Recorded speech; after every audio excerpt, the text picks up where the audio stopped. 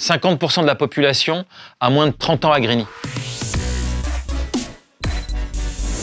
Effectivement, il y a une partie de la jeunesse qui a complètement décroché et donc nous devons inventer des nouvelles formes d'aller vers, de proposer des formations rapides qui permettent de remettre le pied à l'étrier et de recréer des parcours positifs. Dans les villes populaires, la population la plus importante, c'est l'enfance et la jeunesse.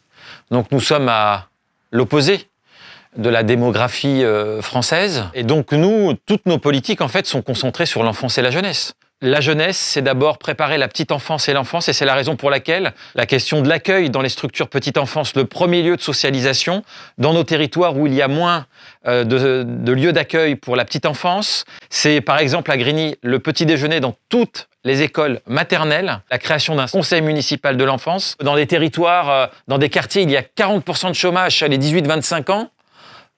Penser l'avenir, penser en commun la vie en société est bien plus difficile.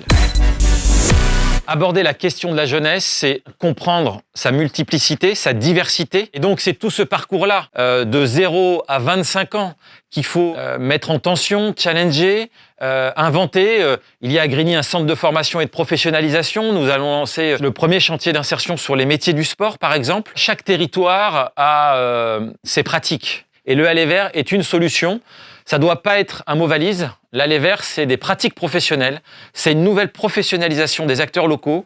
Et c'est la raison pour laquelle nous menons à Grigny un dispositif innovant, enfin, en tout cas une expérimentation de formation sur ces métiers d'aller vers qui doivent être repensés. On parle d'intermédiation.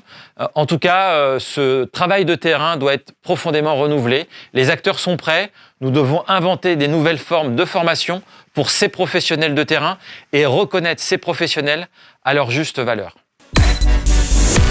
Les collectivités locales, par exemple, mettent de plus en plus de revenus minimum étudiants en place. C'est ce que nous faisons à Grigny, mais dans d'autres villes aussi, pour accompagner ces parcours, notamment dans les villes populaires où les familles ont peu de moyens.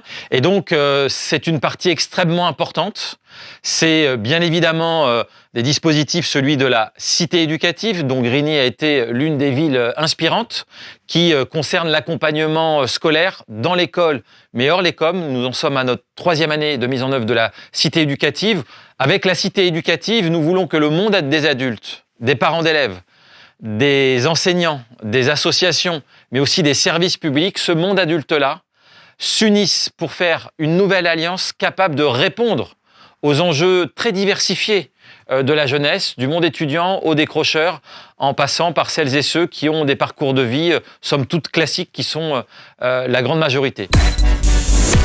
Et dans un territoire comme Grigny, où 50% de la population sort du système scolaire sans diplôme, où uniquement 25% de la population va au bac, l'enjeu républicain et de taille. On apporte ce soutien-là, on apporte un soutien aux collégiens, aux familles, par des kits scolaires, y compris dans l'école élémentaire. Et je parlais de ce petit déjeuner qui a toute sa place. Rendez-vous du 16 au 18 novembre, porte de Versailles, pour le traditionnel Salon des maires.